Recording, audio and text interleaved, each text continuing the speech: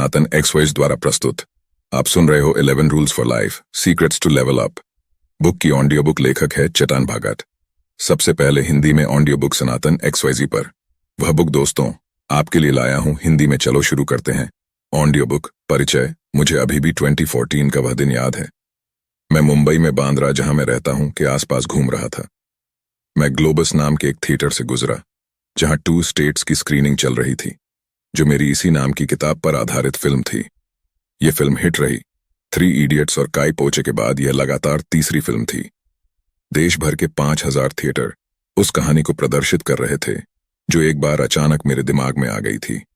देश के सबसे बड़े फिल्मी सितारों ने मेरे द्वारा बनाए गए किरदारों को अभिनीत करने के लिए वर्षों तक काम किया है। मेरी कहानी को जीवंत बनाने के लिए निर्देशकों और अन्य क्रू सदस्यों ने अथक परिश्रम किया था। अपनी पैदल यात्रा जारी रखते हुए मैं एक किताब की दुकान के पास से गुजरा। मेरी कई पुस्तकें बेस्ट सेलर सूची में थीं। वे वहां वर्षों से थे। मेरी पहली पुस्तक प्रकाशित हुए 1 दशक हो गया था। विशेषज्ञों ने कहा कि प्रकाशन उद्योग फिर कभी पहले जैसा नहीं रहा। मेरी अगली किताब हाफ गर्लफ्रेंड भी रिलीज के लिए तैयार थी। फ्लिपकार्ट, जो उस समय एक नया ऑनलाइन रिटेलर था, उसने पहले ही मेरी नई किताब की घोषणा करते हुए दी टाइम्स ऑफ इंडिया का पूरा फ्रंट पेज जैकेट बुक कर लिया था। विज्ञापन की लागत पूरे 2 करोड़ रुपए। भारत में किसी भी किताब की ऐसी घोषणा कभी नहीं हुई थी। मैंने उसी अखबार में राष्ट्रीय मुद्दों पर संपादकीय कॉलम भी लिखा। मेरे पास brand endorsement deal, TV show offer और मार्केटिंग टाई अप के अवसर थे। एक लेखक के लिए यह सब अनसुना था। ऐसे देश में जहां कोई किताब की कुछ हजार प्रतियां बेचने में भाग्यशाली होता है, मेरी किताब की लाखों प्रतियां बिकीं। टाइम मैगजीन ने मुझे दुनिया के 100 सबसे प्रभावशाली लोगों की सूची में शामिल किया था। मुझे भारी सफलता मिली, जो मैंने कभी सोचा भी नहीं था। मेरा बचपन कष्टों से भरा था और मैं एक ऐसे देश में विपरीत परिस्थितियों में बड़ा हुआ, जहां कुछ ही लोग ऐसा कर पाए। फिर भी जैसा कि कुछ लोग कहेंगे, मैं आ गया था। उस समय जब मेरी प्रसिद्धि और सफलता अपने चरम पर थी, मैं बुलंदियों पर था। मुझे पूरी तरह से एहसास भी नहीं हुआ कि यह सब कैसे हुआ। आज 10 साल बाद, जब तापमान कम हो गया है, मुझे अपने जीवन पर विचार करने का मौका मिला है। मैं अब इस ग्रह पर लगभग 5 दशकों से रह रहा हूं। यह अध्ययन करने के लिए बहुत सारा जीवन है। मुझे ऐसे कई लोगों से बातचीत करने का भी मौका मिला है जिन्होंने इसे बनाया या पहुंचा। इनमें engineer, banker, professor, film star, लेखक, मीडिया दिग्गज, प्रकाशन उद्योग प्रमुख, लेखक, राजनेता, सीईओ, व्यवसायी, स्टार्टअप संस्थापक और अरबपति शामिल हैं। मुझे विभिन्न क्षेत्रों में इन सफल लोगों का अध्ययन करने के साथ साथ अपने जीवन पर विचार करने का भी मौका मिला है। मेरे पास यह देखने और समझने का समय है कि जीवन में क्या काम करता है और क्या नहीं। यह पुस्तक मुझे वापस लौटाने का एक तरीका है।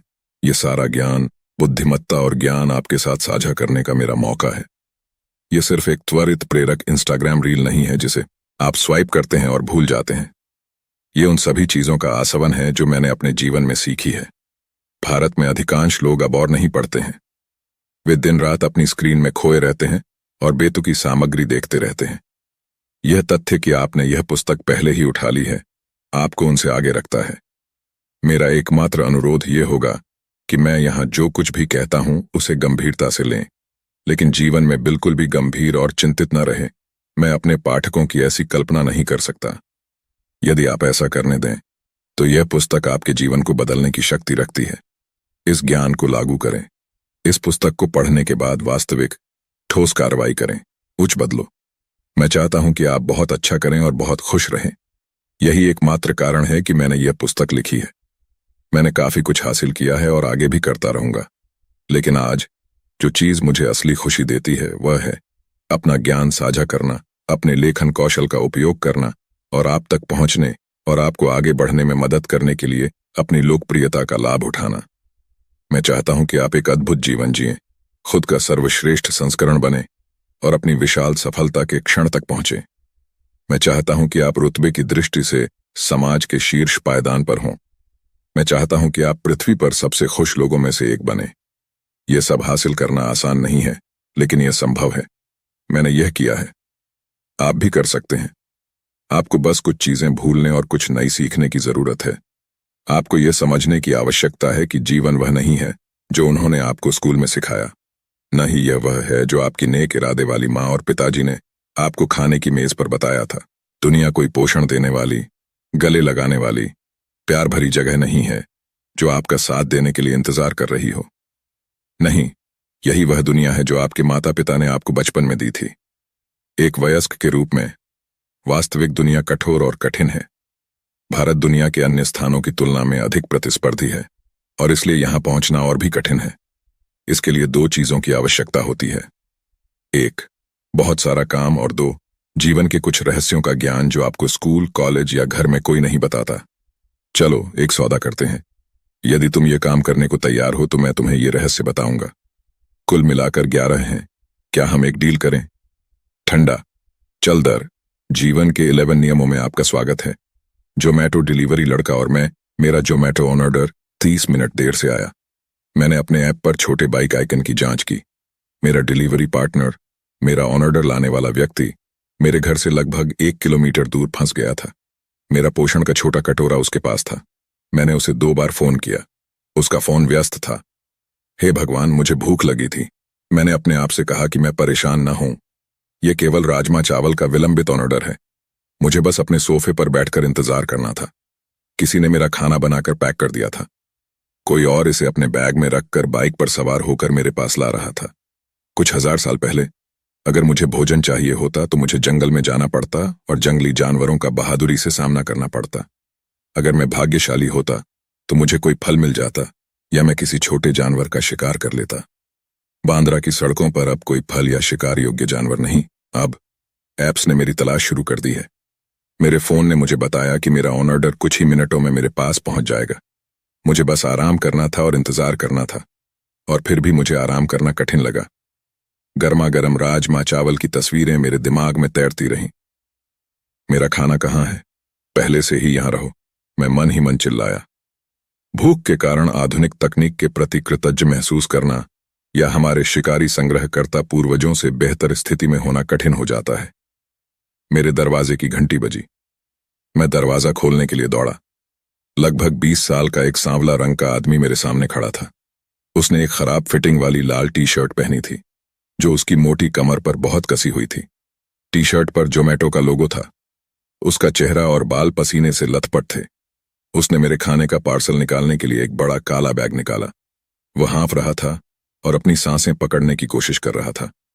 माफ करें, मुझे बहुत खेद है श्रीमान, उसने गंभीर, भयभीत और बेदम आवाज में कहा। मेरी बाइक खराब हो गई। मैंने उसे सरसरी तौर पर सिर हिलाया। मैंने उससे भोजन लगभग छीन लिया, जैसे कि मैं पाषाण युग का कोई प्रारंभिक व्यक्ति था जिसे 3 दिनों के बाद एक सेब मिला था। मुझे आश्चर्य हुआ कि क्या उसके ठीक सामने खाना शुरू करना अशिष्टता होगी।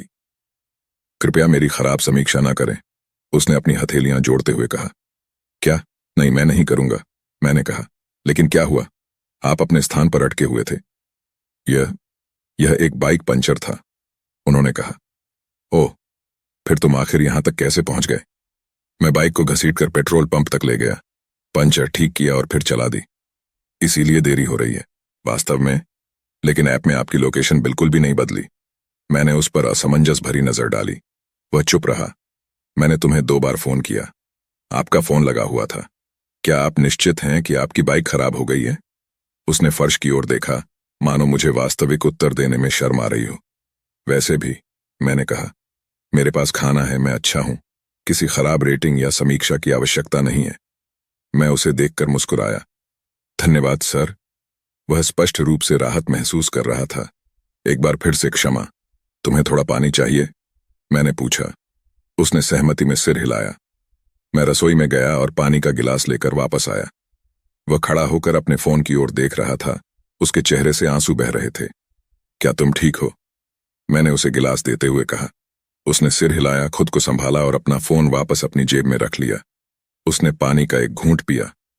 तुम्हारा नाम क्या है? विराज। विराज शुक्ला सर। क्यों? आप मुझे रिपोर्ट नहीं करेंगे सर? कृपया मत करो, मैं अपनी नौकरी खो दूंगा। मैं नहीं करूंगा, तुम परेशान लगते हो। बस ये जांचना चाहता था कि आप ठीक हैं या नहीं। मैं ठीक हूं, उसने आ भरी। कुछ देर रुककर उसने कहा, असल में मैं ठीक नहीं हूं सर। उसने खुद को दोबारा रोने से रोकने के लिए अपने होंठ भींच लिए। मैंने समय देखा, शाम के 2:30। दोपहर 3 बजे मेरी एक क्लाइंट के साथ जूम कॉल हुई। क्या आपको अभी दूसरी डिलीवरी करनी होगी? मैंने कहा। उसने उसके सिर को हिलाकर रख दिया। दोपहर के भोजन का समय समाप्त हो गया है, अब शाम तक डिलीवरी धीमी है। उन्होंने कहा। आप मुझे बताना चाहते हैं कि क्या हुआ? उसने आश्चर्यचकित और भ्रमित होकर मेरी ओर देखा। तुम इतना परेशान क्यों हो रहे हो? मैंने उसे अंदर आने की इजाजत देने के लिए दरवाजा थोड़ा और खोल दिया। आप मेरी कहानी में रुचि रखते हैं सर? वास्तव में? हाँ, मेरे पास आधा घंटा है। मुझे अपना दोपहर का खाना खाना है, लेकिन कृपया खाओ सर, कृपया, मैंने पहले ही देर कर दी है। आपने दोपहर का खाना खा लिया? उसने उसके सिर को हिलाकर रख दिया। ठीक है, चलो साझा करें। वह हक्का बक्का लग रहा था, लेकिन इससे पहले कि वह मना कर पाता या कुछ और कह पाता, मैंने उसे अंदर आने का इशारा किया और जल्दी से रसोई से प्लेटें और कटलरी ले आया। मैं डाइनिंग टेबल पर बैठ गया और खाने का पार्सल खोला। आओ विराज, बैठो। सर, मैं आपका खाना कैसे खा सकता हूं? और यहां तुम्हारे साथ बैठो? क्यों? भाई, मैं आपकी बात सुनना चाहता हूं, लेकिन मैं भूखा मर रहा हूं और मैं आपसे बात करते हुए अकेले खाना नहीं खा सकता। तो कृपया। मैंने उसे अपने सामने कुर्सी पर बैठने का इशारा किया। वह झिझकते हुए बैठ गया। मैंने उसकी प्लेट में कुछ राजमा और चावल निकाले। ऐसा कभी किसी ने नहीं किया सर, विराज ने कहा।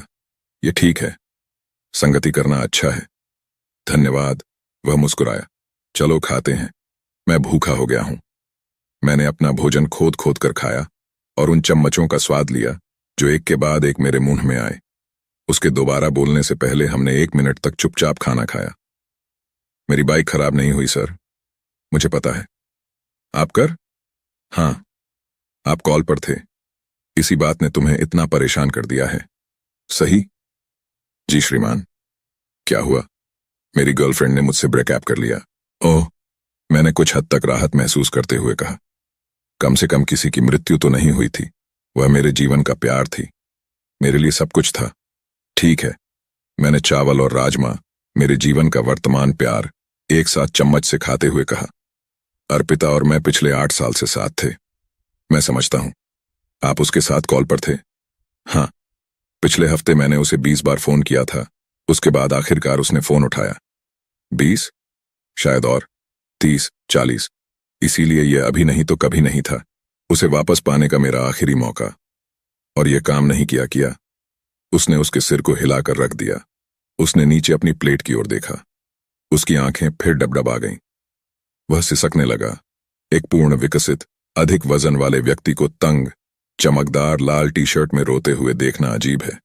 मैंने उसे एक टिश्यू दिया। माफ करें, उसने खुद को फिर से संयत करते हुए कहा। कोई लड़की रही होगी, मैंने कहा। मैं स्नातकोत्तर हूं, आप जानते हैं। मेरे पास एमए है। ज्यादातर डिलीवरी बॉयज ने उतनी पढ़ाई नहीं की है जितनी मैंने की है। कौन सा विषय? इतिहास सर। मुझे चेतन बुलाओ। ठीक है सर, मेरा मतलब चेतन सर।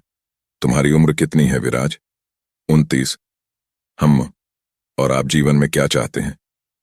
कैसा जीवन? मेरे जीवन खत्म हो गया है। अर्पिता चली गई। मेरे पास यह नौकरी है जिसे मैं कभी भी खो सकता हूं। मुझे जिंदगी से कुछ नहीं चाहिए। अगर मैं कल बाइक दुर्घटना में मर जाऊं तो ठीक रहेगा। शायद वह सबसे अच्छी बात होगी। मैंने स्तब्ध होकर उसकी ओर देखा। अपना भोजन जल्दी खत्म करने के लिए उसने कुछ चम्मच राजमा चावल खा लिया। तुम मरना चाहते हो? 29 पर? मैंने कहा। सीने का क्या मतलब है सर? तुम्हें मेरी जिंदगी के बारे में कोई जानकारी नहीं है। आपके पास यह सुंदर घर है। आप एक सुप्रसिद्ध लेखिका हैं। आपके पास यह अद्भुत जीवन है, प्रसिद्धि, पैसा, सम्मान के साथ। आप स्पष्ट रूप से यह नहीं समझ सकते कि कोई क्यों चाहेगा कि उसका जीवन समाप्त हो जाए।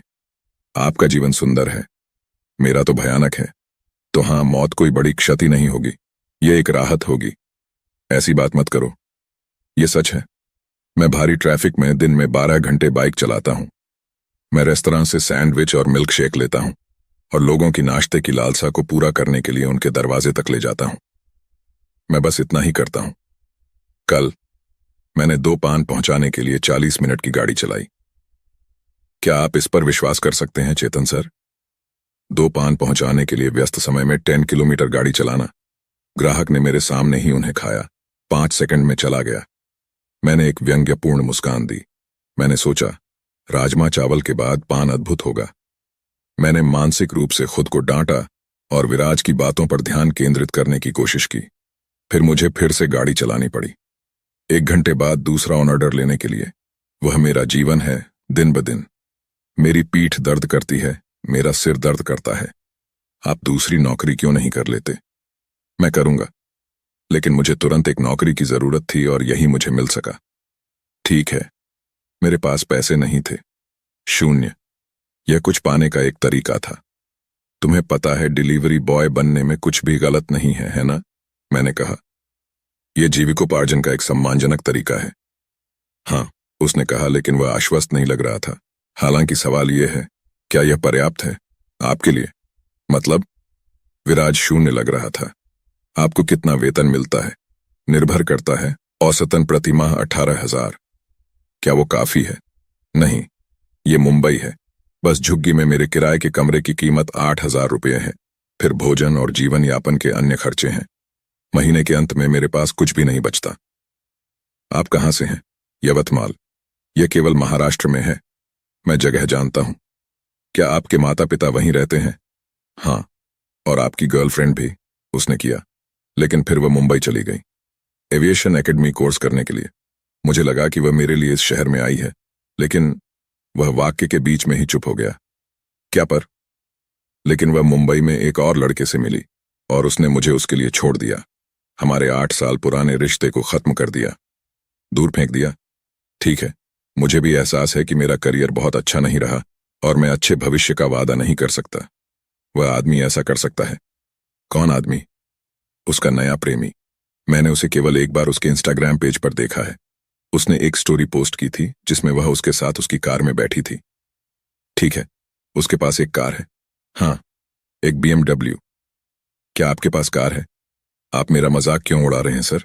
बेशक मैं नहीं करता। मैं कैसे कर सकता हूं? वह कैसे कर सकता है? वह लड़का जिसके लिए अर्पिता ने तुम्हें छोड़ा था। मुझे नहीं पता सर। अर्पिता ने कहा कि वह किसी बैंक या किसी अन्य जगह पर काम करता है। उसका वेतन अच्छा है। और आप नहीं? नहीं साहब। और ऐसा क्यों है? भाग्य सर। हर किसी की अपनी किस्मत होती है। हाँ, हर किसी की अपनी अपनी किस्मत होती है ना? क्या आपको लगता है कि किसी दिन कोई आपको फोन करेगा और कहेगा, यहां कुछ किस्मत है? उसने मेरी ओर देखा। मेरे सवाल को टालने के लिए उसने अपनी टाइट टी-शर्ट को ठीक किया। मुझे एक बड़ा आकार लेने की जरूरत है, उसने अपनी आंखें मेरी ओर से हटाते हुए कहा।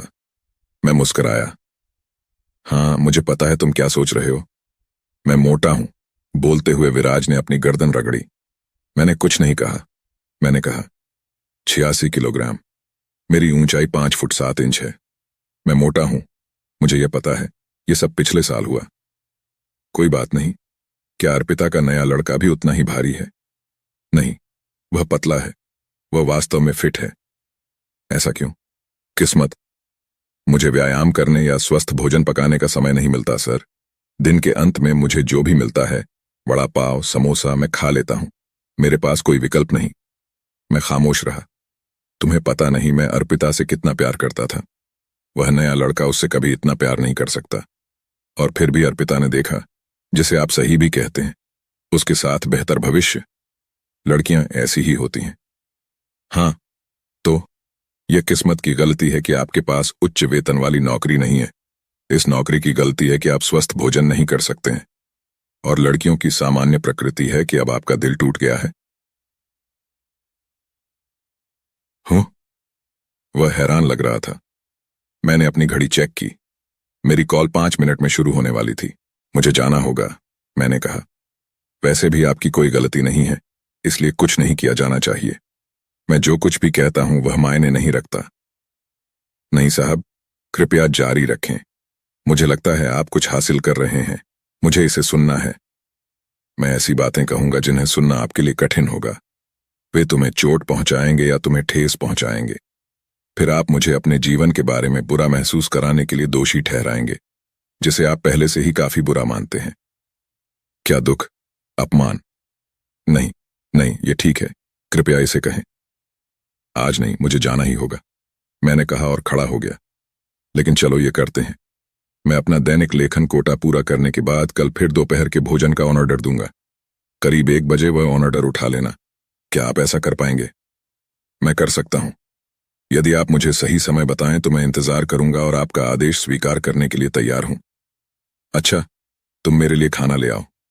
मैं तुम्हें जीवन के बारे में सत्य बताऊंगा जो तुम्हें सुनना चाहिए। हो गया? हो गया सर। मुझे क्षेत्र के अन्य डिलीवरी बॉयज को बताना होगा कि वे आपके पते से ऑन ऑर्डर ना उठाएं। हाँ, हो गया। और चाहे कुछ भी हो, अब अर्पिता को कॉल या मैसेज मत करना। ठीक है, मैं नहीं करूंगा। कल मिलते हैं, उसने कहा और चला गया। बिल्कुल सही समय, मैंने कहा। विराज ने मुझे मेरा लंच पार्सल ठीक समय पर सौंप दिया। मैंने चपातियों के साथ आई सिंधी करी की कटोरी निकाली। मैंने सिंधफुल नामक जगह से ऑन ऑर्डर किया था, जो सिंधी भोजन में माहिर है। पतली खट्टी करी शेफ की विशेष थी, जिसे भिंडी, बेबी कॉर्न और ड्रमस्टिक जैसी विभिन्न सब्जियों के साथ टमाटर के आधार पर बनाया गया था। यह देखने में स्वादिष्ट और खुशबूदार था। मैंने विराज के साथ फिर से अपना खाना साझा करने की पेशकश की, लेकिन उसने इनकार कर दिया। उन्होंने कहा, मैंने पहले ही बहुत कुछ खा लिया है। ठीक है, मैं भी बाद में खा लूंगा। मैंने अपना कटोरा एक तरफ रख दिया। विराज ने कहा, मुझे जीवन के बारे में आज का सच बताओ। जरूर। क्या आपने अर्पिता को कॉल या मैसेज किया? नहीं, मैं चाहता था लेकिन मैंने ऐसा नहीं किया। मैंने आपको वचन दिया था। क्या आपने उसकी इंस्टाग्राम पोस्ट देखी? हाँ, उसने मेरी नजरों से बचते हुए कहा, और मुझे वे पसंद भी आए। ओ प्यारे, मुझे माफ करें, मुझे उसकी बहुत याद आती है। वह मेरी जिंदगी थी। क्या आप जानते हैं कि वह आपकी जिंदगी क्यों थी?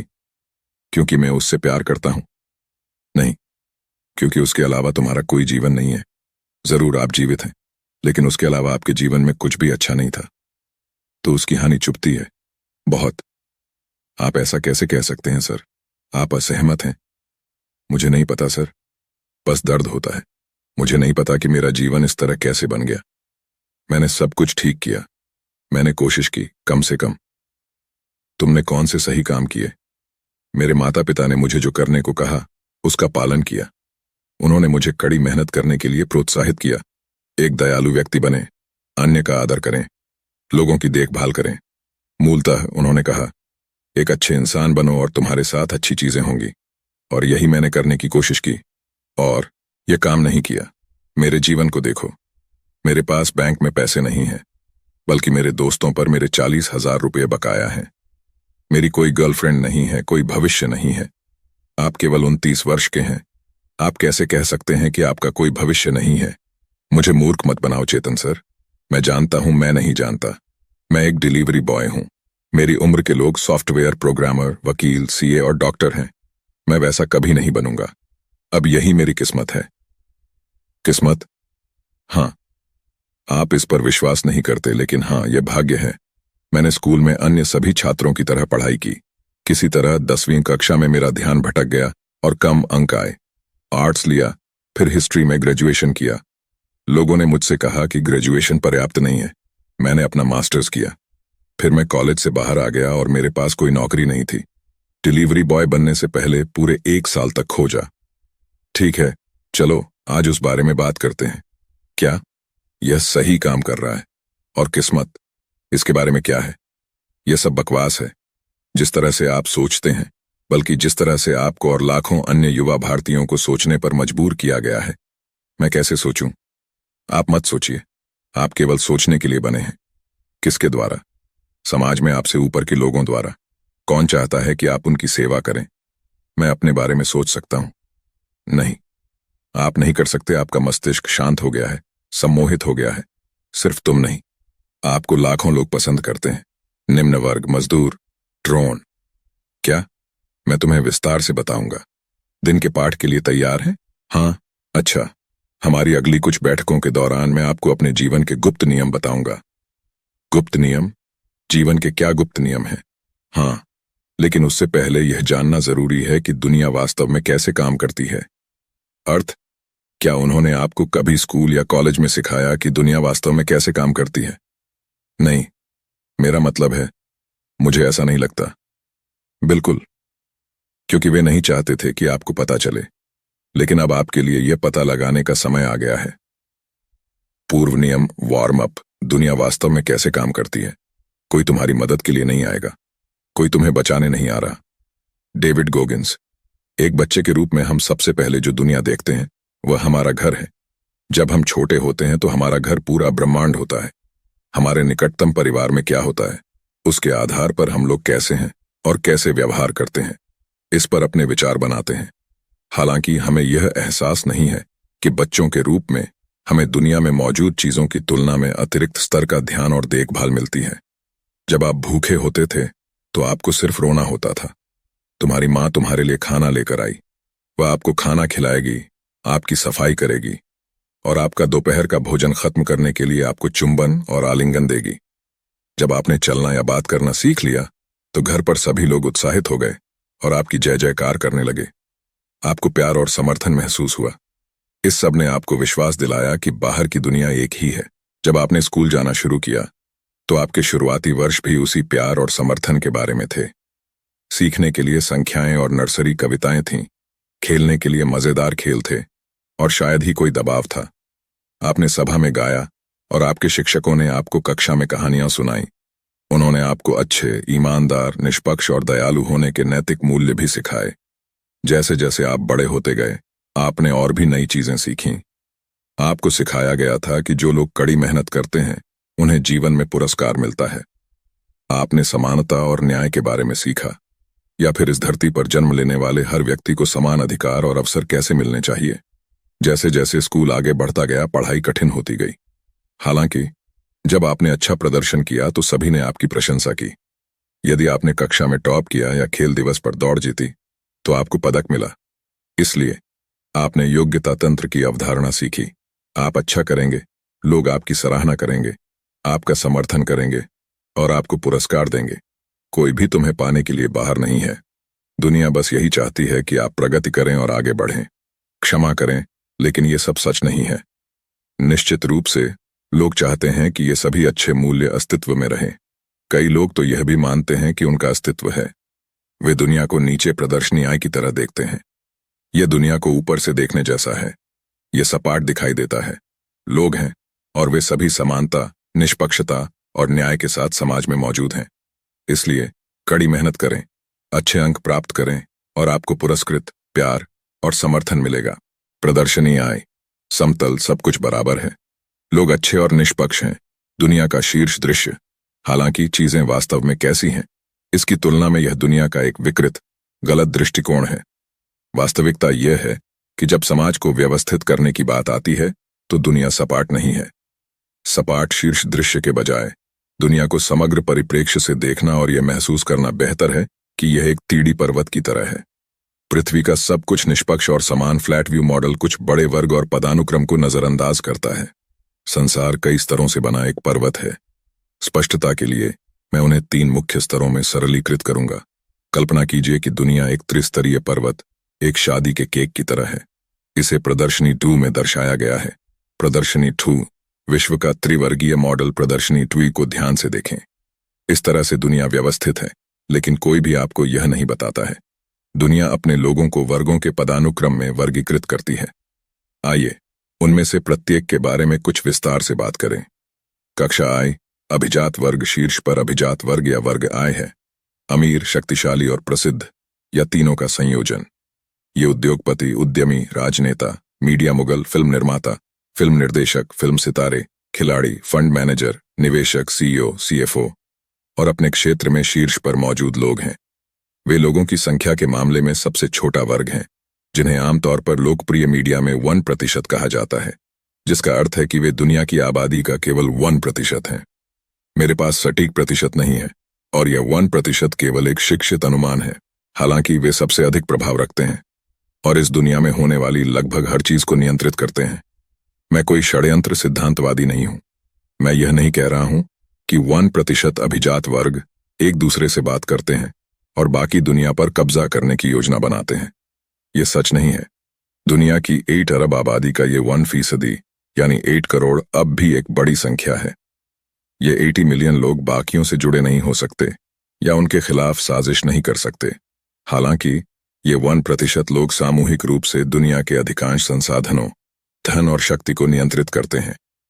किसी भी अन्य इंसान की तरह वे इस आधार पर निर्णय लेते हैं कि उनके लिए सबसे अच्छा क्या है।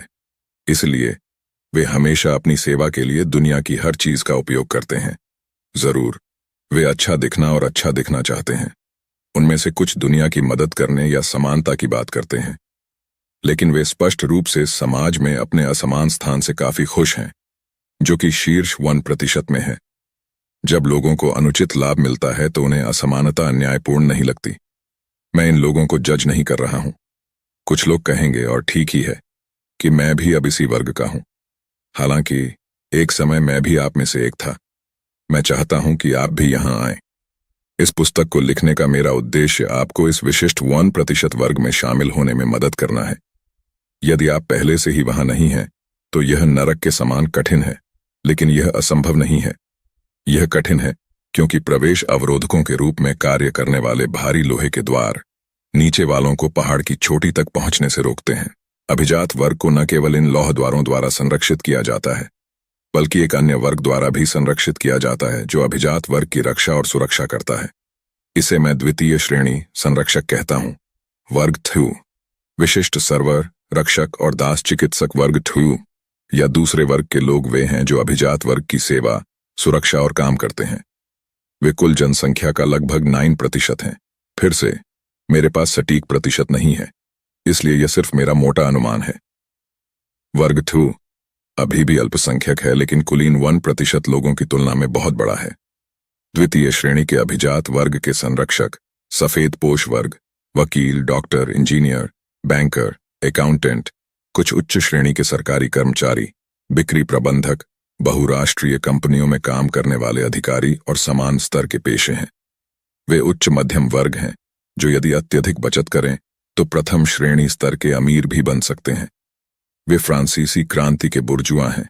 वे लोग जो संख्या में कम हैं, अति विशिष्ट नहीं हैं, लेकिन फिर भी उनका महत्वपूर्ण प्रभाव है। अभिजात वर्ग उन्हें अपने निगमों और कारखानों को चलाने, उनके अस्पताल में इलाज कराने, उनके खाते बनाने और अन्य तरीकों से उनकी सेवा करने के लिए नियुक्त करता है।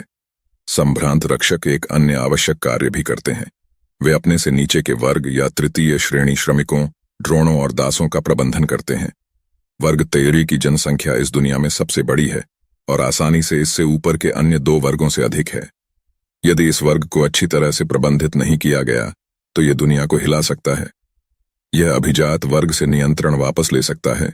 वास्तव में हमारी दुनिया के इतिहास में कुछ सामाजिक आर्थिक क्रांतियों में ऐसा ही हुआ है। हालांकि अधिकांश भाग के लिए क्लास 12 यह सुनिश्चित करता है कि क्लास 13 अच्छा व्यवहार करे। क्लास 13 दुनिया के लिए श्रमिक, ड्रोन और गुलाम होने की अपनी भूमिका निभाता है, और एलीट प्रोटेक्टर क्लास यह सुनिश्चित करता है कि कामकाज का यह पदानुक्रमित तरीका सुचारू तरीके से चलता रहे। Inter class iron gates class jump या उच्च कक्षा तक चढ़ने से रोकते हैं। क्लास 2 एलीट प्रोटेक्टर्स यह भी सुनिश्चित करते हैं कि क्लास जंप दुर्लभ हो, खासकर क्लास 3 से ऊपर की क्लास तक। उदाहरण के लिए, कुछ विशिष्ट संरक्षक एक बहुराष्ट्रीय निगम के लिए प्रबंधन भूमिकाओं में काम करते हैं। नए लोगों को काम पर रखते समय वे इस बात का ध्यान रखते हैं कि वे उसी संभ्रांत रक्षक वर्ग से काम पर रखें। वे केवल उन्हीं कॉलेजों से भर्ती करते हैं जहां एलीट प्रोटेक्टर्स के बच्चे पढ़ते हैं। वे अपने स्तर पर तृतीय श्रेणी के ड्रोन को लगभग कभी भी अपने साथ शामिल होने की अनुमति नहीं देते हैं। इनका सहज स्वभाव अपने से नीचे किसी को भी आसानी से ऊपर नहीं उठने देना है। मेरा नाम मनसुख है।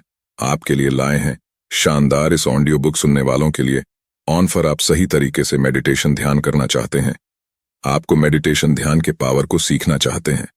दिमाग को पावरफुल बनाना है। आप चाहते हैं आपका मन मजबूत हो, मानसिक मजबूत रहे।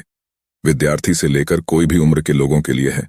आपने सही तरीके से सीख लिया जो आपको सही नींद, आराम, आनंद का भाव प्राप्त कर सकते, खुशी का भाव प्राप्त कर सकते हैं, शांति का भाव प्राप्त कर सकते हैं, प्रेम का भाव प्राप्त कर सकते हैं, डिप्रेशन को मिटा सकते हो। दोस्त, आप टेंशन को खुशी में बदल सकते हो, घबराहट को शांति में बदल सकते हो, गुस्से को प्रेम में बदल सकते हो, मानसिक शांति प्राप्त कर सकते हो। बहुत कुछ चीज सही मेडिटेशन ध्यान से प्राप्त कर सकते हो। अगर आपका सनातन मेडिटेशन ध्यान सही से आपने कर दिया, आपकी कुंडलिनी चक्र जागृत कर सकते हैं। ज्यादा जानकारी के लिए डिस्क्रिप्शन बॉक्स पर आपको कॉन्टैक्ट नंबर मिल जाएगा। अब कॉल करके आप अपनी समस्याओं से मुक्ति पा सकते हो। आपका स्वागत है। साथ में मिलकर सीखते हैं, सही आनंद प्राप्त करते हैं। अध्याय समाप्त। ऐसे अलग अलग देश की भाषा में बुक हिंदी में सुनना चाहते हो तो हमारे काम को लाइक कीजिए, सब्सक्राइब कीजिए। और आप किसी और बुक के बारे में ऑडियो बुक सुनना चाहते हो तो कमेंट में वह बुक का नाम लिख लीजिए। हम आपके वहां बुक कोई भी भाषा में होगी, हम आपको हिंदी में आपको सुनाई देंगे। फिर मिलते हैं। अध्याय 8। और आप सुन रहे थे audio book 11 rules for life, secrets to level up. Book की ऑडियो बुक लेखक है मिस्टर चेतन भागत। सबसे पहले हिंदी में ऑडियो बुक सनातन XYZ पर वह बुक दोस्तों आपके लिए लाया हूं। हिंदी में हमारे काम को लाइक कीजिए, सब्सक्राइब कीजिए। जय श्री राम। फिर मिलते हैं नए अध्याय 8 में। आप भी सुनिए, औरों को भी सुनाइए।